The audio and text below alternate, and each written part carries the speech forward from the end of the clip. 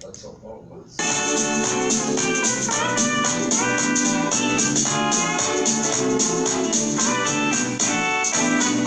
Fernando Sérgio dá o seu recado. Você agora não está sozinho. Fernando Sérgio está aqui ao lado, no seu somzão ou no seu radinho. Se você está morrendo, conte agora com Fernando.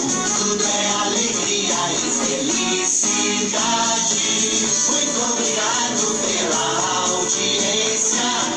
Amigo ouvinte, é um privilégio. Nosso sucesso é você com a gente aqui no show do Fernando Sérgio. Fernando Sérgio. Fernando Sérgio. Fernando Sérgio. Fernando Sérgio. Bom dia, Rio de Janeiro. Bom dia, Brasil. Com que prazer estamos aqui juntos de vocês pela internet. Alô, você, um abraço para Wanda Fernandes. Ela está mandando um bom final de semana para todos, né? Abraço também para ela, para o André Porto, para o Dr. Hernani Sampaio, oncologista do INCA, sempre ouvindo a gente, para o Rafael, fisioterapeuta. Abraço grande para você, meu querido amigo. Estamos começando o programa no dia de hoje. Olha só a nossa sala de visitas, os nossos queridos convidados, começando pelo professor Isaías Nascimento. Muito bom dia, professor Isaías. Bom dia, Fernando. Prazer enorme estar aqui com vocês. Muito animado. Perfeito. Também ele, cardiologista dos mais conhecidos, diretor médico do Hospital Alemão do Amparo, Dr. Cícero Munhoz. Bom dia, Dr. Cícero. Bom dia, Fernando, internautas. Grande prazer aqui estar com o nosso amigo aqui, Isaías. Há quanto tempo a gente não se via, né? Que bacana, que ótimo. ótimo. Um bom programa, se Deus quiser. Então vamos conversar sobre diversos assuntos. Mas antes de entrar nesses assuntos, eu queria lembrar para você que está me ouvindo agora, de que esse programa é, na verdade, uma oferta das espadascatana.com.br, né? Então, eu fiz uma besteirinha aqui, mas já a gente entra num acordo aqui. É o seguinte, é que eu esqueci de dar o clique final para que aparecesse a imagem na tela, que a gente daqui a pouco muda, porque tem aquele pessoal que espera esse momento, na verdade, da prece de Cáritas, né? Que é um momento tradicional do meu programa, desde a época do rádio. Então eu queria lembrar, esse programa é uma oferta das espadascatana.com.br. Se você quiser, se você tiver em casa, você vai ter realmente uma verdadeira obra de arte, que são espadas autênticas japonesas, vindas do Oriente, não é? E com certeza absolutamente iguais à época dos samurais. Então, espadascatana.com.br, vai lá e você vai saber como adquiri-las. Se você for do exterior, shotokan.com. A Shotokan traz para você também em qualquer parte, aliás, leva para você em qualquer parte do mundo, né? Leva as espadascatana.com.br. Um abraço para o Jorge Trigo em Portugal, professor Jorge Trigo, que foi presidente da Câmara Municipal de Sintra. Abraço grande, meu caro amigo. Um abraço para Thaís Matarazzo em São Paulo. Abraço para o André Porto. Abraço, como já falei, para a Wanda Fernandes, para a Tônia Elizabeth em Miami, para a Jean Smith, que hoje serve ao exército norte-americano lá no Irã e que eventualmente nos acompanha e me escreve com um português bastante interessante. Um abraço para o Ramon Maria Cavageiro. O Ramon é nosso amigo, Ramon Maria Cavageiro Ferreira.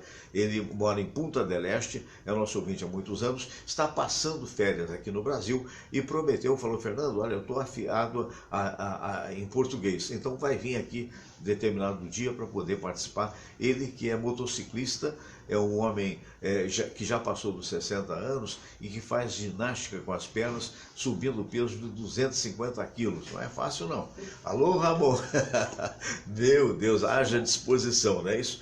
Muito bem, sem mais delongas, para que a gente tenha um bom debate, vamos começar agora com aquele momento da prece, como eu disse para vocês, que é muito importante. Só tem que ajeitar aqui a câmera, você sabe que você está em casa, e nós vamos então para a prece. Eu deixei em aberto, você vai ver aqui, olha, tá vendo? Você vai ver aqui os diversos quadrinhos. Tem aqui, por exemplo, a Monja Cohen, que eu sempre gosto muito da participação dela. Tem o Leandro Carnal e outros tantos amigos, mostrando que o nosso programa também está no YouTube, youtube.com/Fernando Sérgio. Se você não quiser ouvir o nosso programa diretamente todos os dias pelo Facebook, Fernando Sérgio Grandinetti Pinto, de 8 às 9, vai então no YouTube, que você vai no canal do Fernando Sérgio, vai ouvir este programa, tá bom? Também pode ouvi-lo no Fernando Sérgio Radialista. Vamos todos rezar a prece de Cáritas e depois a oração ecumênica que um dia Jesus nos ensinou.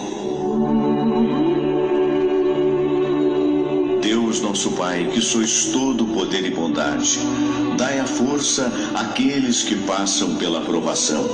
Dai a luz àquele que procura a verdade. Põe no coração do homem a compaixão e a caridade. Deus, dai ao viajor a estrela guia, ao aflito a consolação, ao doente o repouso.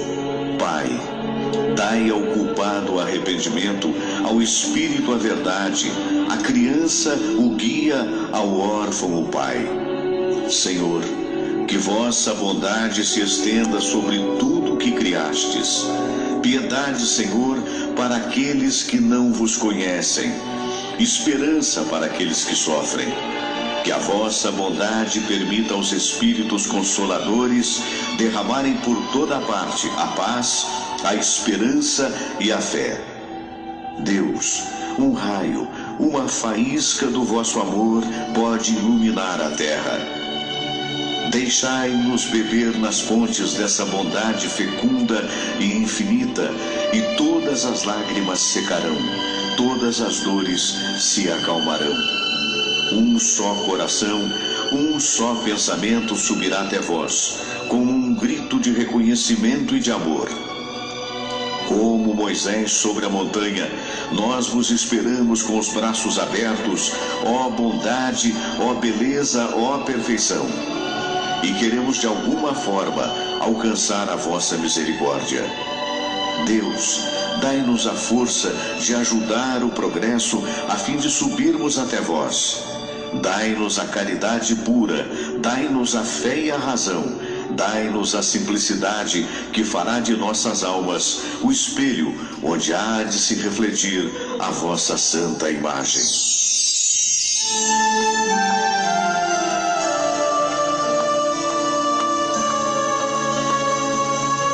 Pai nosso que estais nos céus, santificado seja o vosso nome. Venha a nós o vosso reino, seja feita a vossa vontade, assim na terra como no céu. O pão nosso de cada dia nos dai hoje.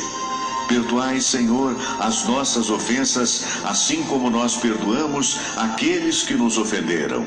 E não nos deixeis cair em tentação, mas livrai-nos de todo o mal, porque teu é o poder e tua é a glória, por todo sempre. Amém. Pois é, minha gente, olha só, na próxima terça-feira eu vou ter a oportunidade de prestigiar o show do Cartola de Noel, que é um conjunto de samba maravilhoso, liderado pelo Fernando Fontes. E o Cartola de Noel vai trazer na próxima quinta-feira 2 ícones da música popular brasileira. Na verdade, nós teremos a Marion Duarte, essa grande cantora, dando uma colher de chá para o conjunto de samba, e teremos também Paulinho Mocidade. Então eu gostaria de, antes de ir para a sala de visitas, mostrar para vocês o que representa de fato o Cartola de Noel. O último show no Teatro Rival, eu tive a oportunidade de ir, deram um banho, chovia muito, o teatro estava lotado, fomos eu e Samira, e Marion também foi. E essa imagem é desse show, se não me falha a memória. E o próximo show será, sim, terça-feira que vem, às 7 horas da noite, no Teatro Rival. Em quinta-feira? 30. Dia 30, então dia 30, às 7 horas da noite, no Teatro Rival. Obrigado ao pessoal que me corrigiu. Dia 30, portanto, no Teatro Rival. Olha só a disritmia com o Cartola de Noel, você vai ver, eu vou botar aqui a imagem primeiro para dizer para vocês dessas pessoas lindas que realmente fazem um trabalho muito bonito, e quem vai cantar é a Lu Fogaça, mas tem também o Marquinho Sorriso. Tem também aqui, olha, onde está esse cidadão aqui com o cavaquinho, que eu botei a setinha, é na verdade o Fernando Fontes, que é o líder da banda, é o homem que faz a divulgação, e esse aqui é o nosso Zé Roberto Leão Fernandes, um dos mestres do violão. Ele tem até um estúdio de propriedade dele, e vejam só a qualidade. Lu Fogaça, com Cartola de Noel, canta Disritmia.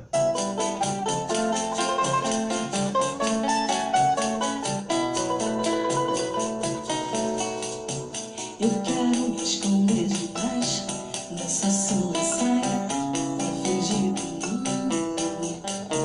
Pretendo tão me emaranhar, não emaranhado desses teus cabelos. Preciso transfundir teu sonho pro meu coração, que é tão vagabundo. Me deixe te trazer no dedo pra não cafuné, fazer os meus apelos.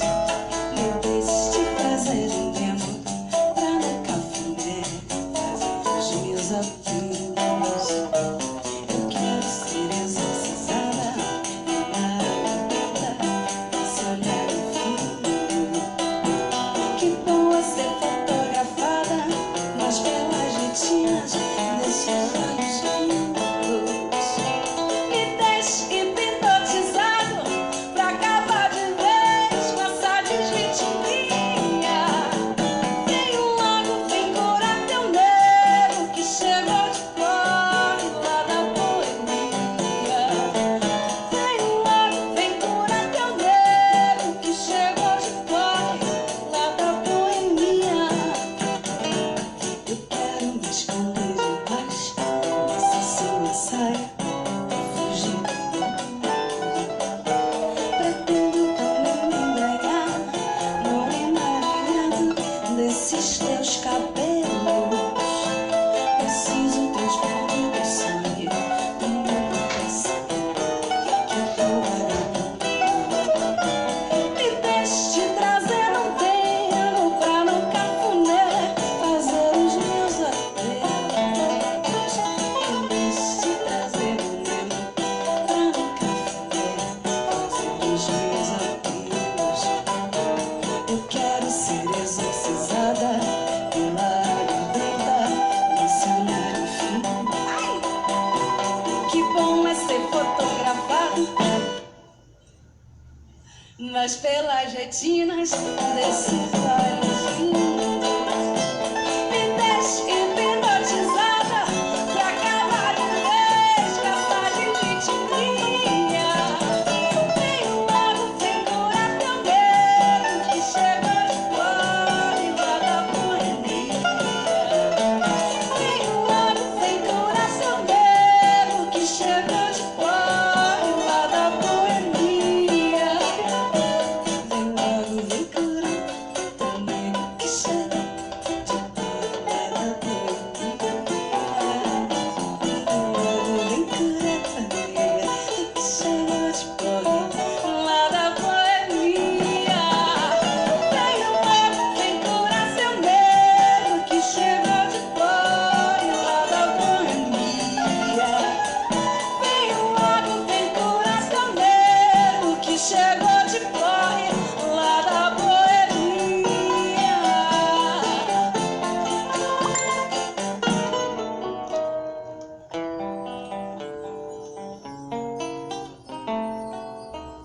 É uma arte, né? Meu Deus do céu. Um abraço grande, a Wanda Fernandes dizendo bom dia, ótimo dia para todos. O André Porto também assistindo a gente. A Tânia Marius, a grande cantora e jornalista e escritora. Bom dia, Samira. Agora a câmera é tua. Vou ficar sentado ali juntinho com o nosso querido professor Isaías e também com o doutor Cícero Munhoz. Mas, meu mestre Isaías, samba é fundamental nesses dias de alguma incerteza aqui no Rio de Janeiro, não é não? Samba e Rio de Janeiro se confundem. Tudo a ver, né? Vê que não tem 100 anos de existência dessa vertente cultural, né? Sim. Isso surge no Rio de Janeiro na década de 20. Uhum. O primeiro samba foi gravado em 17, né? Donga, né? Com Donga, né? É. E outros compositores da época. Sim. E 100 anos depois é um traço da cultura nacional, né? Esse samba é de Martim da Vila, foi cantado Isso. pela... Qual é o nome da cantora? Lu Fogaça. Lu Fogaça. Lu Fogaça. E aliás, é uma excelente cantora. Excelente. Então, a gente sempre tem que aplaudir esse traço cultural nosso, que é mundialmente famoso, né? E é uma referência do país para o mundo, né? Que é uma coisa que existem vários povos que receberam os negros da África, né? Sim. Para os Estados Unidos, e os países que tiveram os escravos, sobretudo, né? E o samba, ele foi uma conjunção lá na Bahia, com um pouco do Rio de Janeiro, e não existe nada no mundo igual.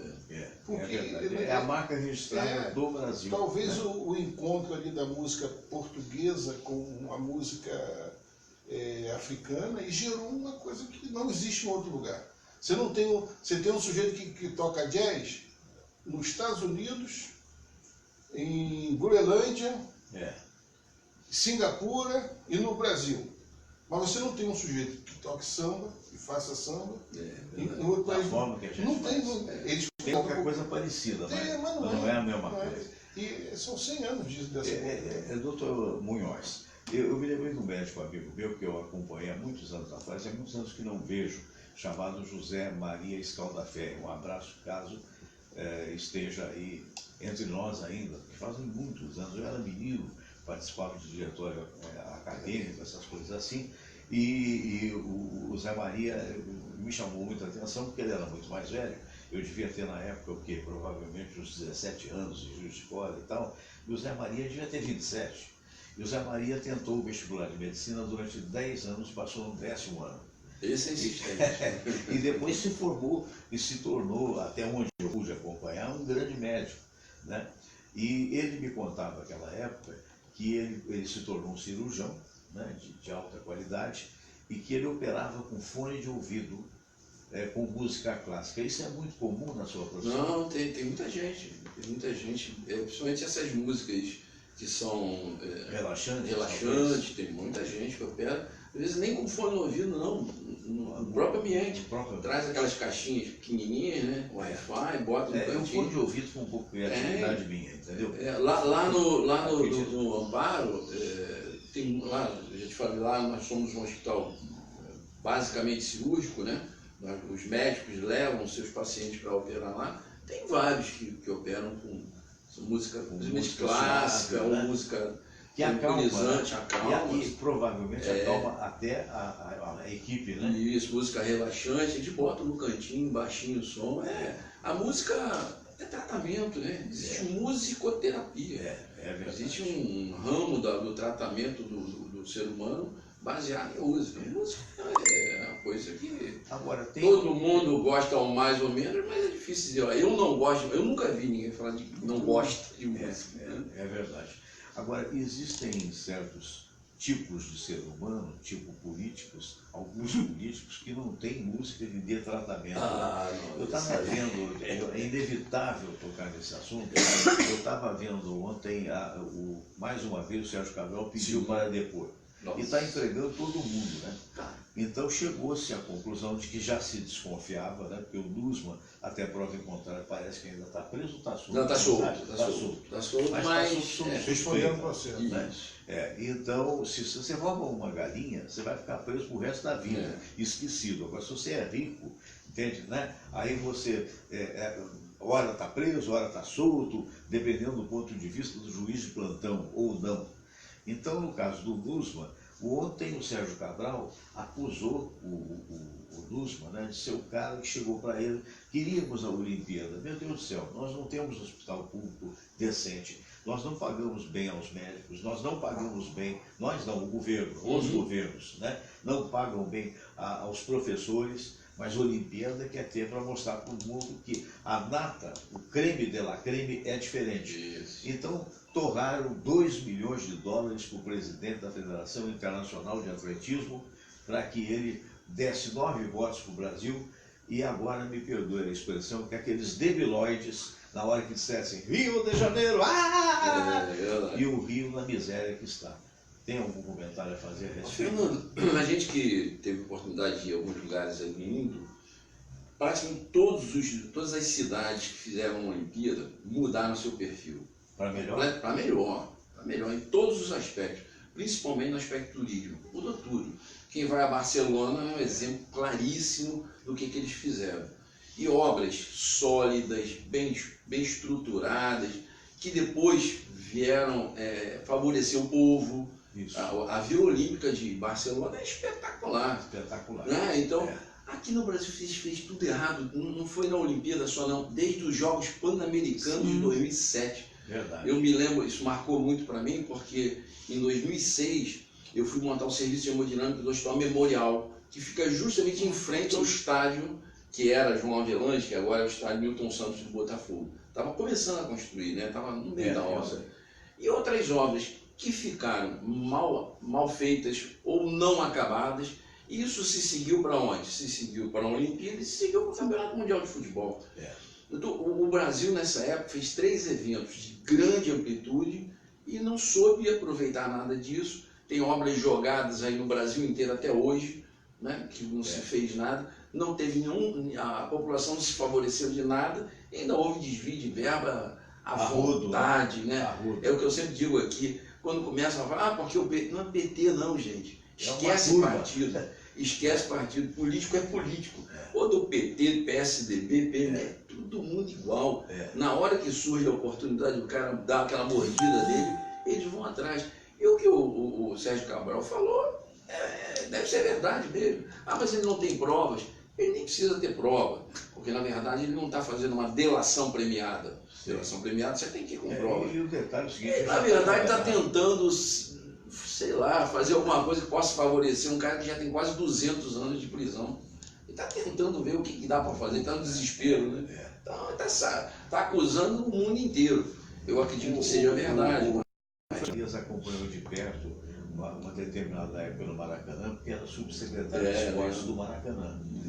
Salvo engano, a época do Pan-Americano, não era? Não, eu trabalhei antes. O Maracanã sofreu uma reforma importante no ano 2000, quando houve o Campeonato Mundial da FIFA Interclubes.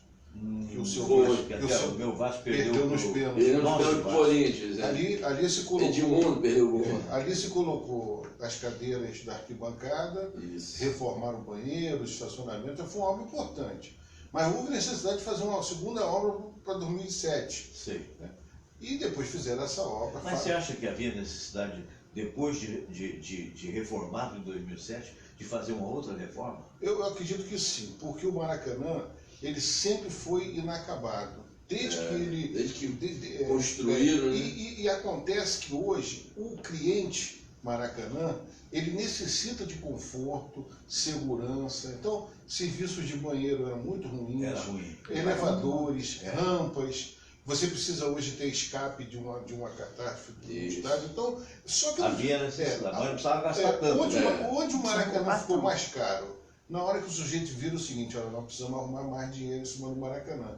E aí eles resolveram trocar a marquise. Aquela troca da marquise que foi o X da questão. Porque quando você faz a marquise, você quase que dobrou o preço da obra. E ali já estava... Você mexe na parte estrutural toda, né? É verdade. É muito caro. Agora, veja bem, voltando a esse sujeito que comprou os votos lá de fora. Quem é esse sujeito?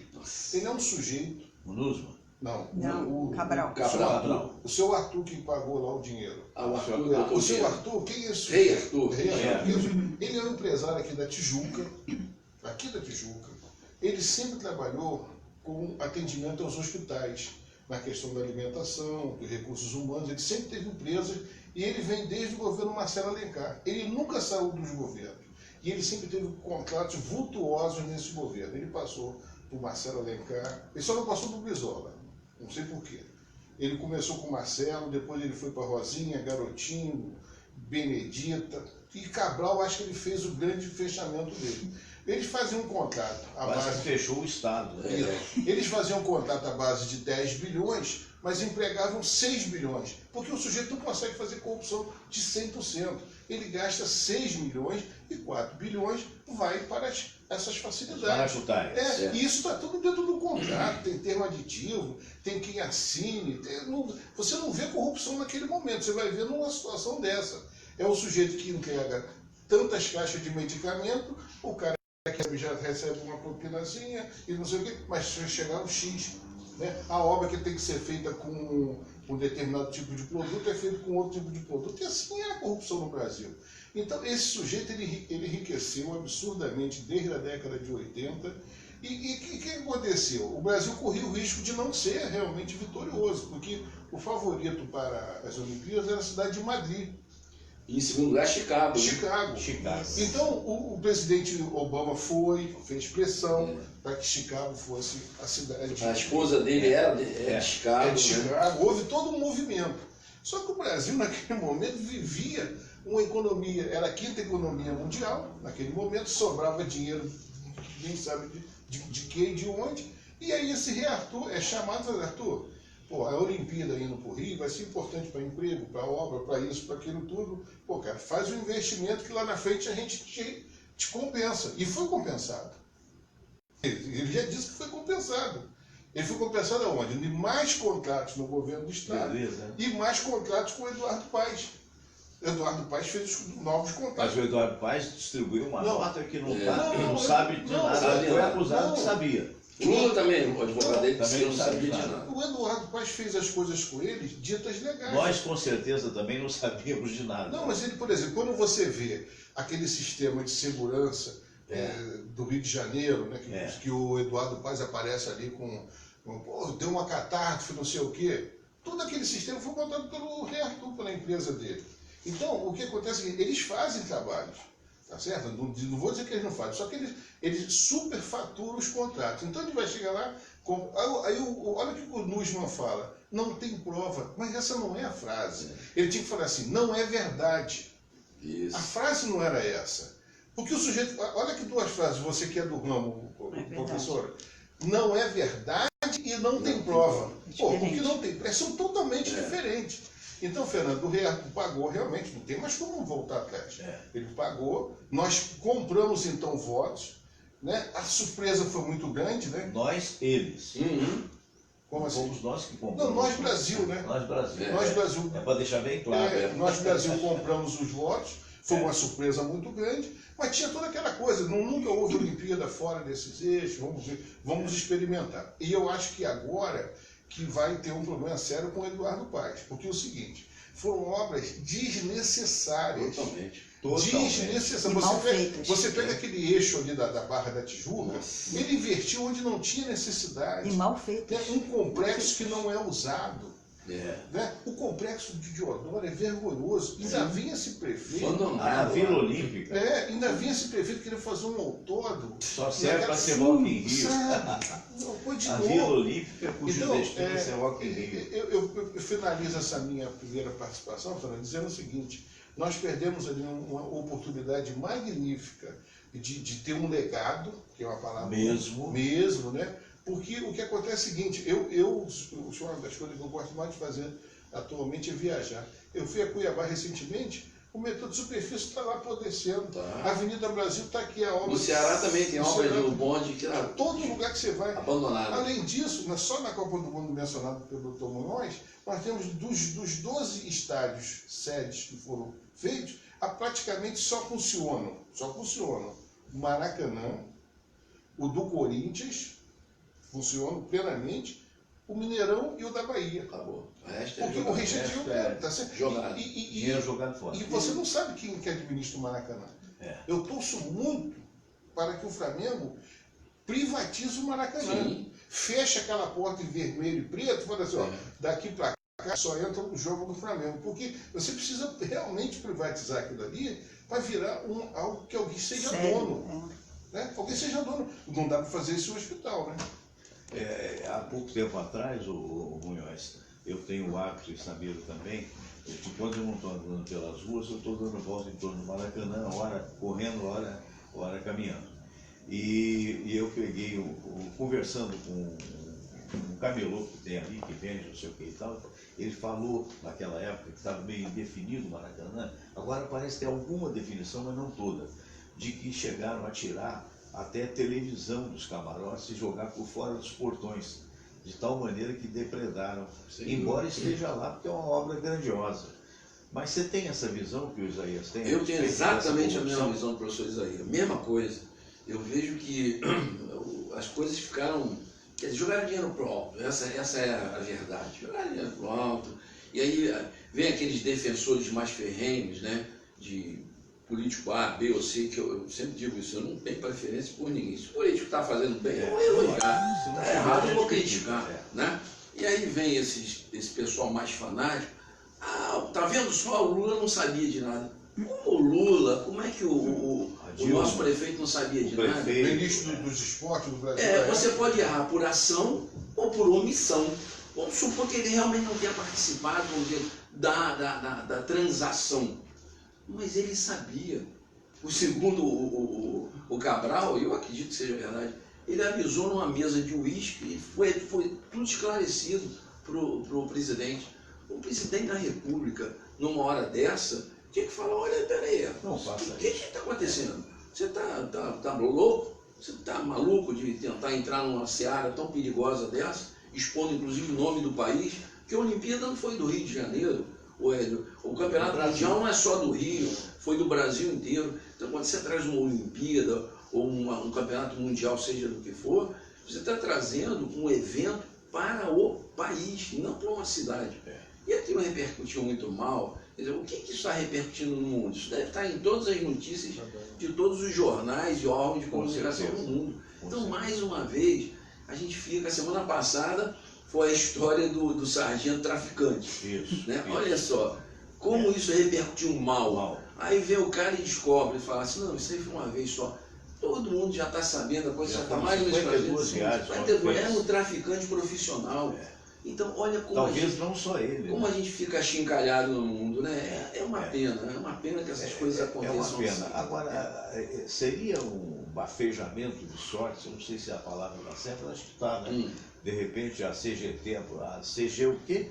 A Comissão de Constituição e Justiça. CCJ. CGT é outra coisa. A CCJ aprovou ontem o relatório da Previdência. Um relatório meio que... Né, é o que deu para arrumar, né? Mas isso te dá alguma esperança? Olha, Fernando, essa história da Previdência... Economia? Isso aí é ruim. Ninguém gosta de tirar nada, gosta sempre de dar. Mas isso é o resultado de 30 anos. A gente já comentou isso aqui. A culpa não é de quem está aí. A culpa é de quem deixou de fazer. Alguém vai ter que fazer em algum momento alguma ação antipática, né? Já devia ter feito. Essa história que a gente fala da previdência privada, complementação, que o Chile faz e que outros países... Isso tinha que ter vindo lá de trás. É a mesma coisa que você criar no seu filho aquela ideia de que, ó, meu filho, pense no amanhã.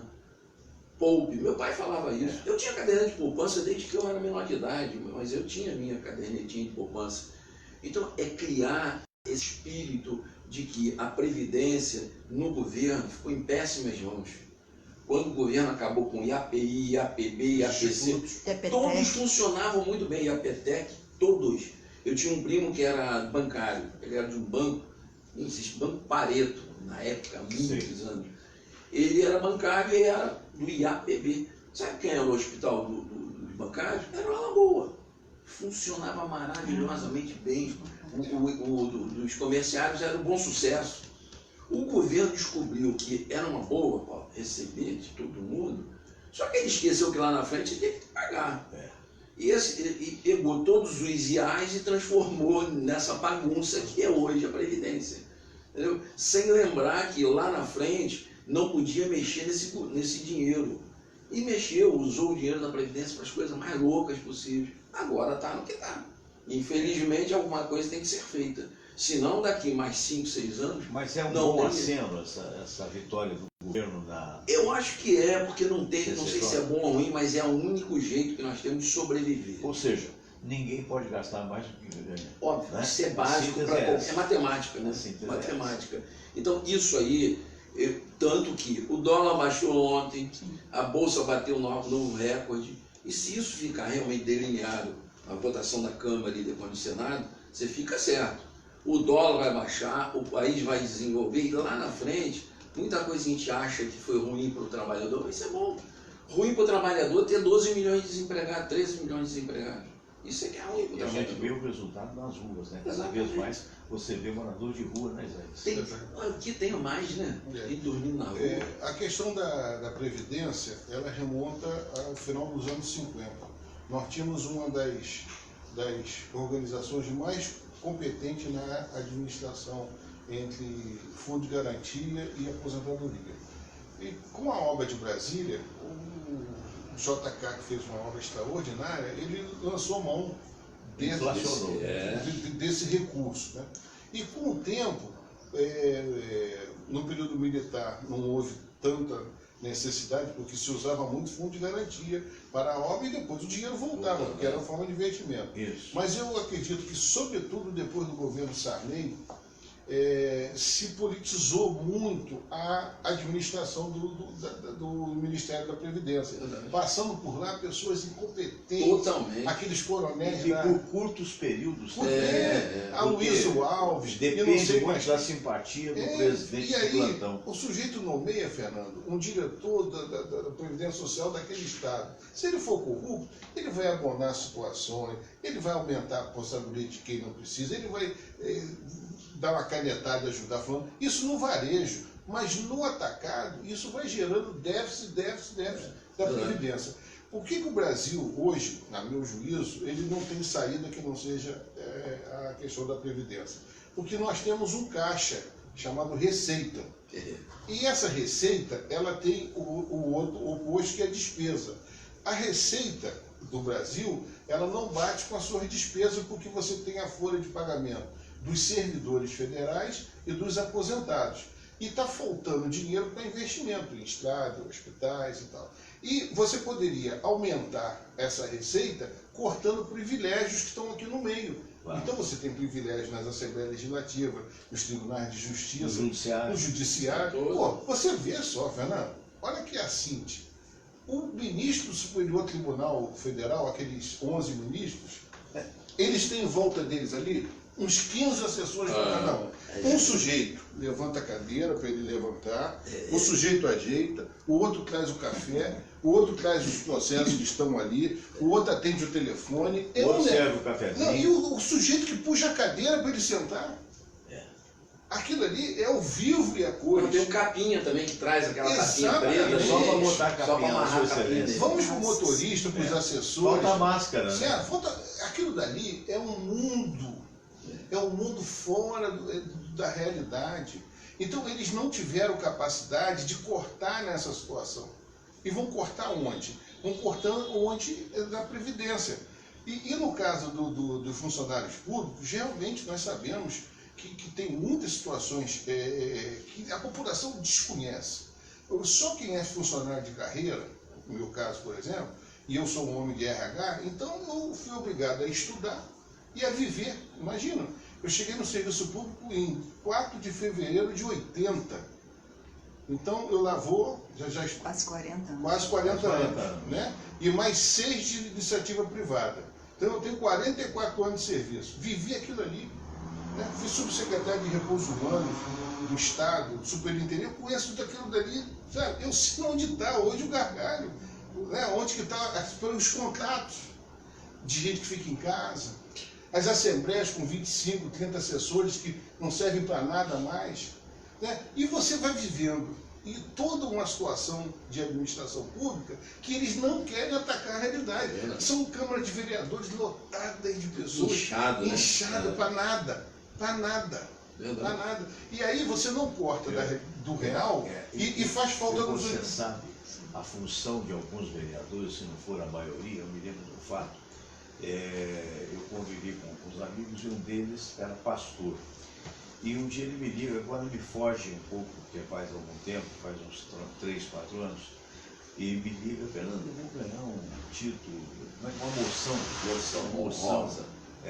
E eu gostaria que você fosse me prestigiar. E eu fui. Fui eu e fui também foi também o doutor Baltazar comigo na ocasião. Quando nós chegamos naquela sala de relações, a sala inglesa e tal, aí a sala inglesa que tem uma mesa muito grande, é isso mesmo, uma mesa. Quando eu vi a decepção do pastor, coitado, que ia receber a moção, porque tinha pilhas de moção, pilhas. Eram todos pastores. Acho que o cara pegou, para puxar o saco dos pastores, pegou 300 pastores e foi um negócio, inclusive, horrível, porque você ficava esperando e tal. Quer dizer, essa é a mentalidade. O cara é eleito para pegar votos. Ele deveria ser eleito para trabalhar para a população, doutor Cícero. Agora, eu tenho uma observação, Fernando e doutor Cícero.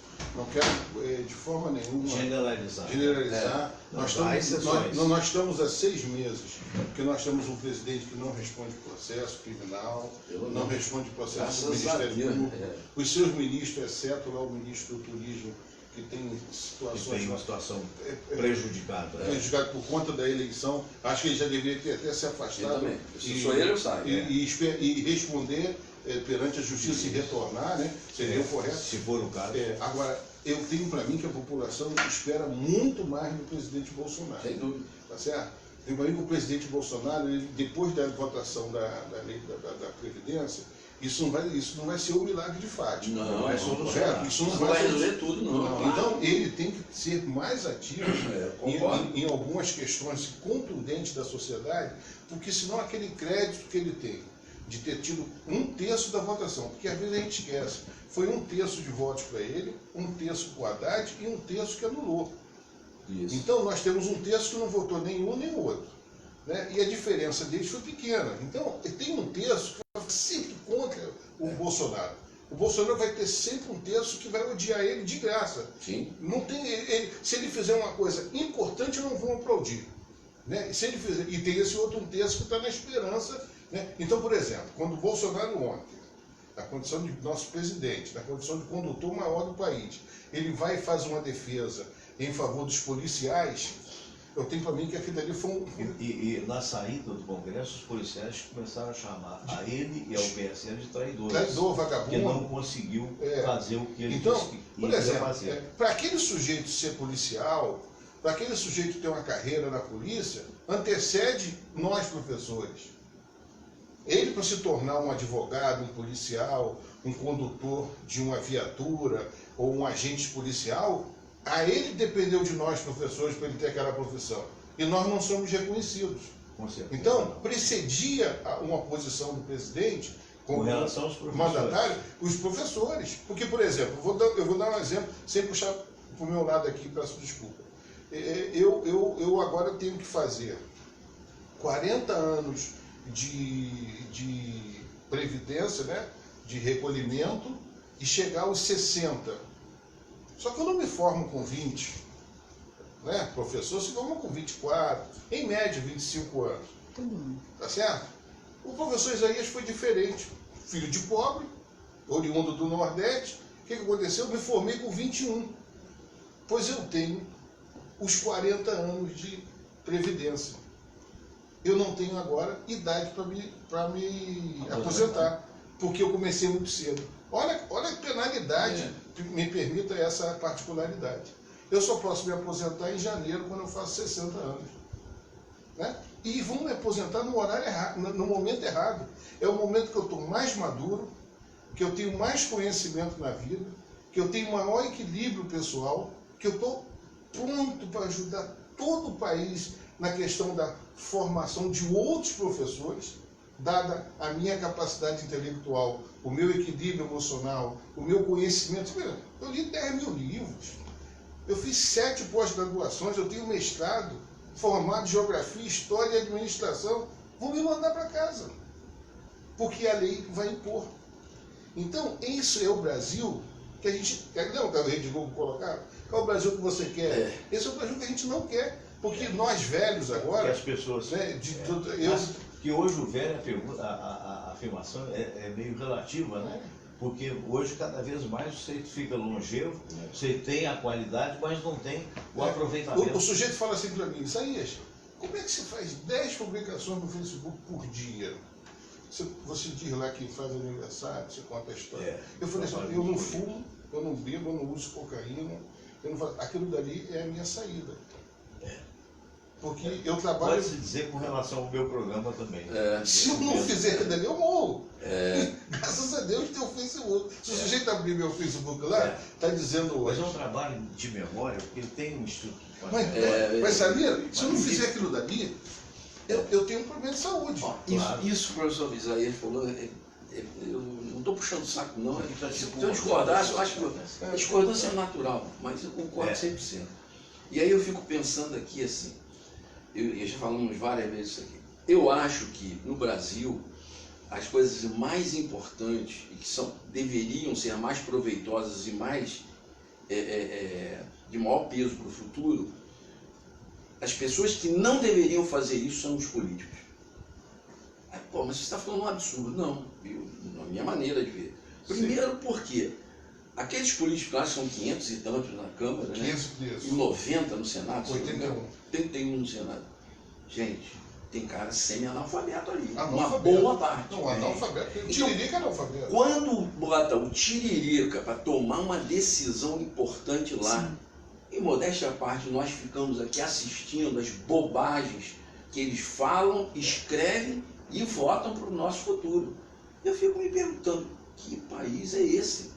Isso tudo que a gente está falando da Previdência, como é que se poderia fazer uma Previdência justa, correta, Equilibrado. bota gente que entende de Previdência. Ninguém entende de Previdência ali. Ali é um embate político. De classe. Quem é contra e quem é a favor. Quem é contra e quem está no meio querendo só... Exatamente. Os apaixonados pelo Lula, os apaixonados pelo Bolsonaro, os apaixonados pelo Paulo Guedes. Agora tem a turma do Isso. apaixonado pelo próprio Bolsonaro. Que é a maioria. Que é a maioria. Vocês ali já viram nas Já viu? galerias, já viram ali naquelas entouragens lá, vocês já viram. Defensor do polícia, defensor do serviço público, defensor dos militares, né? Porque tem o Defensor de de evangelho. evangélico. Você não viu defensor de professor, interessante. Você não viu nenhum movimento ali da educação, porque o principal homem da educação do Congresso Nacional era o senador Cristóvão Buarque, que perdeu a eleição em Brasília para a Leila do vôlei. Leila do vôlei. É o nosso país. Quem foi É a cara do Leila Brasil. do vôlei? Foi uma excelente atleta do vôlei. Deveria E continuar no que vôlei. posou para Playboy, aquela uma mulher linda, então, possivelmente inteligente, capaz. Mas nós perdemos a eleição de um estadista da educação. Então você não tem eu não vi ninguém lá, porque tem um senão, né? Como vão tratar a questão do professor? Porque 30% ou mais, sobretudo no interior, não é formada. Os professores não são formados. São pessoas de outra atividade que não têm vínculo. Eles têm contrato com a prefeitura. Então eles fazem um contrato, você cumpriu aquela carga horária ali e tal, faz uma prova qualquer. Então, é esse quadro da educação e o que está acontecendo com o nosso país, Fernando? Nós discutimos isso sempre lá no seu programa na Rádio Tupi. Ele me obrigava até a fazer muita pesquisa sobre isso. Nós estamos hoje, praticamente, com 40% de analfabetos. Não mexe mais com essas pessoas. Fora os semi-alfabetizados. Você não mexe mais com essas pessoas. Você não tem condições de Tem mais o corrigir. que fazer. Não, no interior. E são pessoas com a faixa etária bastante Mais avançada. avançada. E tem um bloco aqui entre adolescentes e adultos que também analfabeto. Eles só pegam o ônibus pela cor. A empresa mudou, o ônibus não passa mais por aquilo. Só conhece as coisas pelas cores. Não sabe nada. Não consegue interpretar um jornal nacional, um RJTV. Eles são caixa de ressonância de tudo. Eles não raciocinam. E isso aí é uma quantidade expressiva. Né? Depois você tem um segmento de crianças que aí sim, olha o que aconteceu. Nós tivemos uma revolução no ensino no Brasil, de Fernando Henrique para cá, passando por Dilma, por todo mundo, que foi espetacular. Nós colocamos na sala de aula muitas crianças, mas botamos criança demais. Praticamente hoje você deve ter 5 a 8% fora de sala de aula. Aí você chega na adolescência, eles não têm... Sabem nada. Não sabem nada, porque eles não têm espaço de formação profissional. Então, nós estamos fazendo Não, e um agravante disso aí, acho que até que você entrasse também nesse debate, é o seguinte: muita gente que termina a faculdade não tem emprego, não tem tem rumo. E é mal Não formado. teve Muito mal sequer formado. orientação vocacional, porque para muitos ela está no sangue, como provavelmente o Isaías. Você é professor, no meu caso, você é jornalista, radialista, no seu caso, você é médico e tal. Mas a grande maioria não. Ela chega à universidade sem saber exatamente o que fazer, e a universidade também não cuida de informar, e o Ministério da Educação também não informa. Fernando, eu tive essa oportunidade, falei para você, eu fui professor de 17 anos de universidade. Então, a atual Universidade de Castelo Branco, que na época que eu entrei, eu participei inclusive do grupo que transformou em universidade, era Faculdades Integradas de Castelo Branco. Isso. Sou professor fundador do curso de Fisioterapia e Terapia Ocupacional. E acompanhei toda essa degeneração do ensino, coisas assim absurdas. E aí, voltando lá no Bolsonaro, da declaração deles, os policiais, que eu lamentei muito, acho que foi totalmente inadequada, ele falou o seguinte, Em abre alguns aspas, momentos ele mostra um certo os despreparo. policiais mereceriam um tratamento um pouco mais diferenciado, tendo em vista que eles salvam a nossa Isso, vida. é. Meu presidente, com todo o respeito que o senhor me merece, com todas as boas coisas que o senhor está tentando fazer, mas aí não. O senhor não pode, com isso, desmerecer. Médico também salva muita vida. Com certeza. Professor salva muita vida lá na frente. Porque essa turma que ficou mal informada no início, vai gerar o quê? Porque a gente tem hoje violência. Violência. Uma porção de jovens mal preparados, sem mercado de trabalho, porque hoje se você abrir uma empresa e abrir lá, eu tenho 50 vagas, eu sei disso porque lá no hospital tem esse problema, eu abri vaga para enfermagem, eu abri 30 vagas para enfermagem, para achar 5 foi uma dificuldade. O pessoal não sabe nada, como ele falou, entende às vezes de cor, de meia dúzia de símbolos, nada, pessimamente formado. Então, eu sempre volto àquela história que eu falei para você, de vez em quando eu vou lá no hospital, tem problemas de justiça, como todo lugar tem, né? E eu às vezes vou em algumas audiências, e eu via lá escrito, sem advogado não há justiça. Doutor, sem professor não há advogado, não há médico, não há ninguém.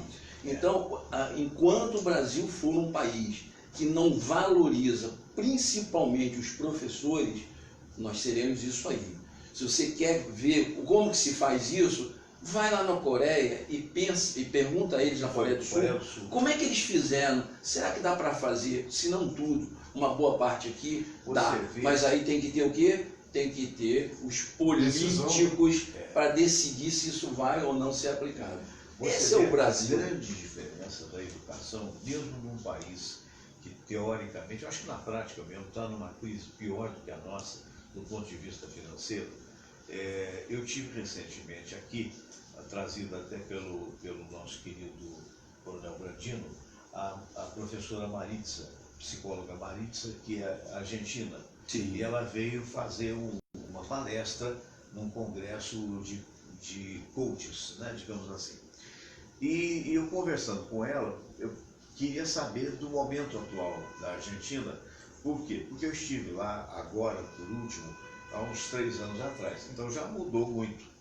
Né? E eu perguntei, foi inevitável, Maritza, como está?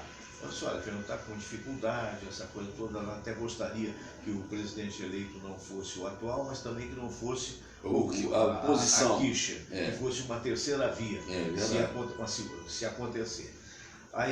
Mas a situação lá é tão preocupante quanto é do Rio de Janeiro, com balas perdidas, com tiroteio, com a filha do Dr. Silvio Provenzano, que foi levar um norte-americano para conhecer a vista chinesa, e chegando por volta do dia claro, chegam lá marginais, roubaram o carro. Imagine a imagem que o americano fez. Vai levar, né? Então, como está lá a nível de segurança? Ela falou, olha, Fernando, aqui nessa sala, ela falou, Fernando, está muito longe, não chega a ser o que é o Rio de Janeiro. Não tem tiroteios, nós não temos grades nos edifícios e isso ainda não acontece. Eu só posso atribuir isso à educação. Não, mas não tenha dúvida. Lá é melhor do que aqui, a verdade é essa. Combater violência com outra violência não dá certo. Ou então vira guerra. Vira guerra. Aí vira guerra civil. Você vê o caso ali daquele complexo do Alemão, né? Aquilo ali, há uns 10 anos atrás, houve uma invasão social. Sim, né? que foi notícia no mundo todo. Colocaram o bondinho, Sim. Colocaram algumas escolas lá, melhoraram aqui a clínica da família, médico. Mas, fundamentalmente, ali tem aproximadamente 30 mil pessoas. É uma cidade. É uma cidade. Uma cidade qualquer de 30 mil pessoas tem hospital, tem fórum, tem bancos, tem estrutura de cidade. De esgoto. De esgoto. Só que você levou ali obras superfaturadas. O homem, ele está falando aqui que ele, aquelas obras do Complexo do Irmão foram superfaturadas. Olha, Então, só para não esquecer, o nosso amigo Fábio Bito, dizendo que possui uma profunda admiração por você, um cara que faz um trabalho excepcional, que contribui para um país sem memória histórica e cultural. Parabéns, mestre. Fernando Pereira vendo a gente, professor Luiz Santoro também vendo a gente. Alô, Santoro. Meu professor. Estamos sentindo falta dele aqui, O meu professor. Mas ele está cheio de trabalho. O Santoro foi meu professor no vestibular. Nós encontramos aqui. A gente se descobriu aqui, né? Você vê, né? Então, Fernando, você veja só o caso ali do alemão. O alemão, ele tinha que ter recebido uma invasão da infraestrutura, de investimento social. Isso. Por quê? E aí você tem que descobrir o seguinte: o professor do Complexo do Alemão, ele tem que morar no Complexo do Alemão. É difícil você morar fora. Você tem que descobrir lá um professor e fazer um contato com ele dentro da lei. Os médicos, os enfermeiros têm que ser de lá. Você tem que montar a estrutura que as pessoas conheçam como médico de família. Eu fui fazer uma palestra recentemente, professor, na Vila Kennedy, lá após o bairro de Bangu. Isso, eu conheço a Perlaminha Brasil. Isso, e fiquei lá aguardando, né, entre o horário que eu ia falar para as crianças e tal. E, de repente, chegaram ali vários profissionais de saúde, de jaleco branco e tal, uns 8 mais ou menos. Aí eu dei bom dia para eles, eles responderam mais ou menos. Aí eu perguntei assim para o instrutor lá, falei, quem são aquelas pessoas? São os médicos de família de Cuba. Falei, mas 7 horas da manhã, 8 horas, eles moram aqui. Eles moram aqui? Não tem onde morar não, eles vêm de Cuba, moram aqui na Vila Kennedy. Aqui 7 horas eles começam a atender até as 7 da noite. Depois eles vão para a casa dele, aquele apartamento ali é pago para eles. Né? E aí eles moram aqui. Então, é uma realidade que você tem que enfrentar. Eu duvido que o doutor Munhoz consiga fazer com que os médicos, por raro exceção, vai lá para a Vila Kennedy. É difícil, tiroteio, mas o cubano se adaptou. Mas sabe por quê? Porque os jovens de dentro da Vila Kennedy, dentro do Alemão, se formassem médicos sendo da comunidade, a chance dele ficar lá dentro e atender com esse que é o grande defeito. A gente não tem essa preocupação. É verdade. Como é que vai trazer um médico de fora do país para ficar lá, se não é mais fácil a gente formar, ter uma escola decente, ter uma formação universitária para as pessoas de dentro da comunidade? Você concorda comigo também?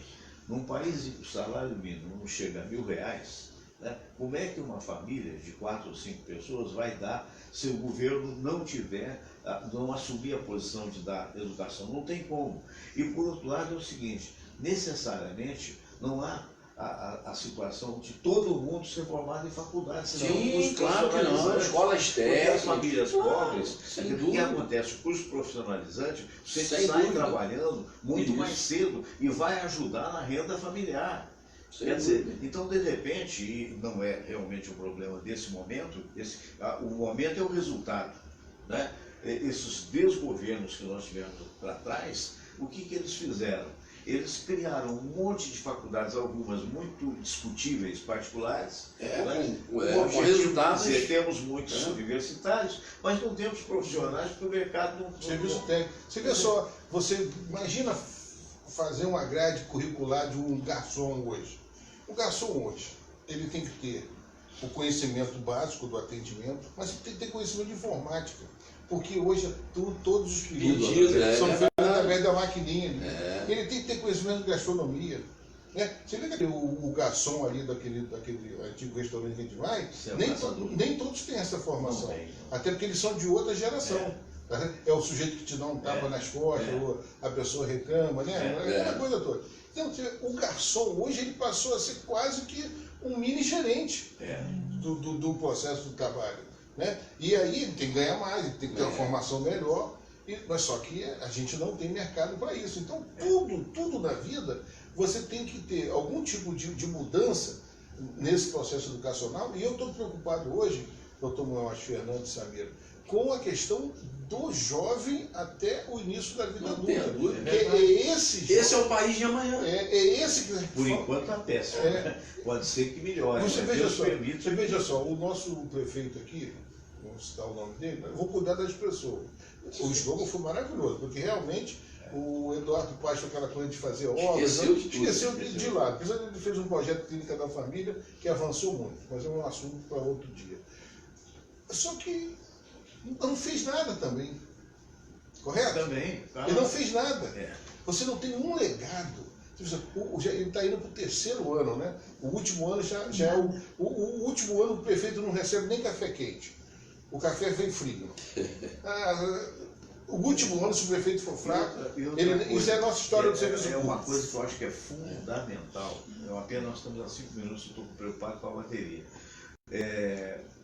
O que é fundamental é o Estado laico. Não pode misturar as coisas. Nada. Você pode ser bispo católico, você é prefeito, torna-se prefeito. Esquece esse negócio de bispo.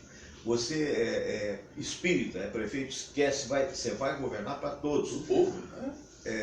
Doutor que está na prefeitura, só é evangélico, esquece, vai governar para todos. Confundiu as bolas, tropeçou na própria perna, dificilmente vai se reeleger para alguma coisa. Zero. E o que é pior, o povo é que está se danando. Porque eu fico terrivelmente mal impressionado. A última vez que salvo engano, Samira me corrija, que nós saímos do país, a gente foi visitar o Peru, justamente no aniversário do Brasil agora. Muito bem. E quando ficamos ali hospedados no Miraflores, que é verdade que é um bairro de elite, mas o bairro de elite também é Copacabana, está cheio de mendigo nas ruas. Bairro de elite até certo ponto pode ser a Tijuca, né? A Lagoa agora está alargada, né? Pô, você anda pelas ruas, eu como andarilho que sou, até por necessidade de manter, como nós todos temos que fazer a caminhada para poder sobreviver, né? Do ponto de vista de saúde, eu fico aterrorizado com o estado das calçadas da Tijuca. É um negócio absurdo. Fundou-se aqui, pertinho ali da Praça Banhagem, veio um bar chique da garotada, que tinha no Leblon, chamado Brilteco. Anota isso, se o senhor é dono do Brilteco, trata de reformar sua calçada, que o senhor fez uma lambança. Você fez um bar muito bonito, as crianças, os garotos, né? Crianças para nós, garotos de 20, 30, ficam assim no bar, a calçada de pedra portuguesa toda esburacada. Cadê a fiscalização da prefeitura? Cadê? Então é um negócio absurdo. Porque a gente vive de promessa, vou cuidar das pessoas. Está cuidando? Não. Ô, Fernando, para fechar essa parte aí, eu acho interessante, você já me fez essa pergunta algumas vezes.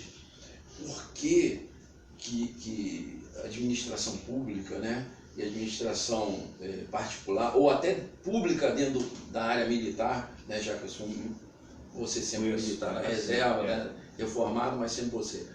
Por que uma funciona e a outra não funciona? E eu falei para você, por exemplo, na minha área militar, onde eu fiquei 26 anos, e dos 26, 23 anos no Hospital do Galeão, Hospital de Força Aérea do Galeão, por que funciona? Porque lá, a gente é político por natureza, tem que ser, nós temos que ter o nosso lado político, mas tem o lado da competência. Esse lado da competência, ele fala muito mais alto na nossa área militar do que o lado político. Os dois se complementam. Um fiscaliza o outro. Então, o que é esse caos na parte pública aí? Primeiro porque, eu te falei, um prefeito que chega ou um governador que chega, a primeira preocupação dele não é dar continuidade aos trabalhos. Não. Coisas boas. Não, ele acaba com tudo. Como acabaram lá a ideia do Brizola, dos Brizolões. Ele termina com tudo. E começa. Então, a cada 4 anos, você destrói tudo que foi construído e começa tudo de novo. Então, nós somos um país que a cada 4 anos não se renova, não. Renovar é uma coisa, você pegar o que está funcionando e melhorar. Adaptar e melhorar. Não, a gente o Brasil é um país que a cada 4 anos começa tudo do zero. E com outras intenções, né, faz o que o professor Isaías já falou aí, com relação à Copa do Mundo. Então, isso. E a segunda coisa que eu acho também que é importante, em que países de primeiro mundo a gente não vê. Não se mistura competência com política. Olha só, o doutor Oscar Berra, o programa de hoje foi fantástico. Parabéns para todos. Não se mistura Obrigado, Oscar. política. Por exemplo, se tem um cargo onde precisa uma pessoa com perfil do professor Isaías, é ele que vai para lá. E não o apadrinhado, afilhado de não sei quem que vai lá, como ele me falou. A Previdência, a gente de gente que não sabe nem o que é Previdência. Não passa pelo Ministério da Saúde, gente que não entende nada de medicina. Mas não estou falando de medicina médica, não. Administração. Gestão. Eu não estou falando... O cara pode até não ser um médico tão brilhante tecnicamente, mas pode ser um belíssimo gestor. Mas não, aí tem que botar o fulano que é amigo do ciclano. O Bolsonaro está tentando mudar um pouco isso. Não sei se está conseguindo como gostaria. Ele começou a tentar botar gente que entende do assunto, por exemplo, o nosso astronauta. O cara é extremamente competente, culto, tem know-how. É esse cara que tem que estar lá. E nós temos quase que a certeza que ele não vai cair no canto da sereia da corrupção. Sim. Ou seja, porque ele tem uma biografia. Tem uma história. Então, ele pode até ficar insatisfeito com uma situação ou outra, mas ele não tem esse perfil de se entregar a essas situações, né? Diferente de outros ministros da ciência e tecnologia que nós tivemos, né? Nós tivemos ministro da tecnologia que, sem citar nome, que sabia muito mal. E não era nem da área, né? Eu lembro que no governo da Dilma acontecia um problema a Luiz Mercadante. Ele ia para o Ministério da Justiça, Ministério do Ciência e Tecnologia, Gabinete Civil, só não foi ministro da Saúde. Trocar umas pastinhas. Porque o cara sabe fazer tudo, não sabe. Não dá. Ninguém é onisciente, ninguém sabe de tudo. Gente, é uma pena. Chegamos ao final do programa do dia de hoje. Eu quero agradecer, professor Isaías, mais uma vez, a presença, sempre muito gentil, né? O professor Isaías chegou aqui um pouquinho mais cedo hoje, trouxe pãozinho, imagine vocês. Eu não venho fazer programa contigo, eu venho passar algumas horas. Dentro dessas horas, a gente bate papo aqui. Isso mesmo. No programa da internet, né? Vejo você, vejo Samira, o convidado ilustre de hoje, doutor Cícero Munhoz. E eu passei umas horas maravilhosas. Eu concordo totalmente. Sempre digo, meu fim de semana começa muito bem, na sexta-feira. Pode ter certeza que a recíproca é verdadeira com relação aos convidados da sexta-feira. Doutor Munhoz, muito obrigado. Se quiser falar do Hospital Alemão do Amparo, por favor. O Fernando sempre me dá essa oportunidade, né, de falar que a gente lá no Amparo, com todas as dificuldades inerentes, né, o panorama hoje que a gente vive, né, a gente está conseguindo ter sucesso na maioria das coisas que estamos fazendo. Acabamos ontem de já receber uma data prevista para recebimento daqueles equipamentos que compramos, ou seja, reformando toda a parte tecnológica, com um aparelho de tomografia novo, um raio-x convencional novo, 2 arcos cirúrgicos que fazem até coronária, se precisar, tão elevado é o nível, né? E os carrinhos todos de anestesia do hospital, top de linha da maior empresa da área, que é a Drager. Então, o hospital realmente está com todas as dificuldades e credibilidade. Hoje a gente tem bancos nos procurando, quando na verdade, quando a gente chegou lá, os bancos, quando olhavam para a gente, fugiam. Então, sabe como é que é banco, né? A gente sabe muito bem que é. Então, isso é um bom sinal que as coisas estão andando bem. Que maravilha. Muito obrigado por ter vindo mais uma vez. Lembrando que o Hospital Alemão do Amparo fica no Rio Comprido, né? Rua Estrela. E na Rua Estrela. Isso. E que está em aberto lá para cirurgias, não é isso? Com certeza, estão abertos a classe mestres cirúrgicos, a classe médica. Me veio na cabeça alguma coisa, eu botar isso na cola de um ouvinte. Mas não faz parte da minha vida criar factoide, né? Então eu vou dizer o que veio na minha cabeça. A gente está